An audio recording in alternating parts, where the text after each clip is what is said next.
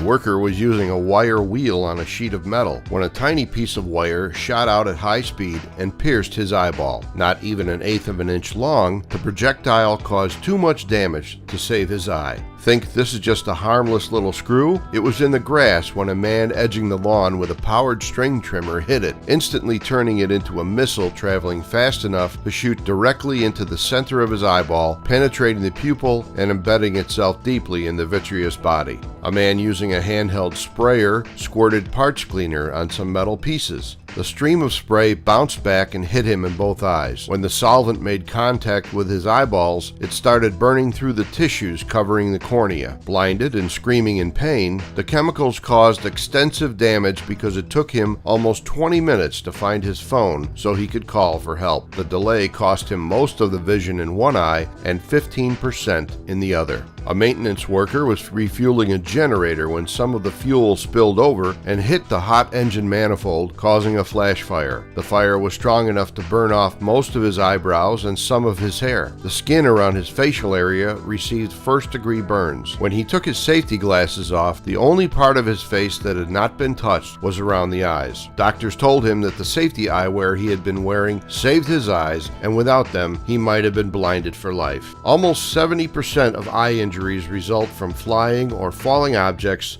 or sparks striking the eye. Of the objects that caused the worst eye injuries, more than 60% of them were smaller than a pinhead. Most of these damaging little missiles were traveling at high speed when they injured the eyes. Chemicals in the eye account for almost 20% of eye injuries. Good safety eyewear is inexpensive, lightweight, easy to keep clean, and scratch resistant. Choose safety glasses that meet universal standards for proper eye protection. For example, OSHA requires protective eyewear in the United States to meet the minimum standards established by the American National Standards Institute, or ANSI. If you already wear glasses, your prescription lenses can be made to ANSI standards.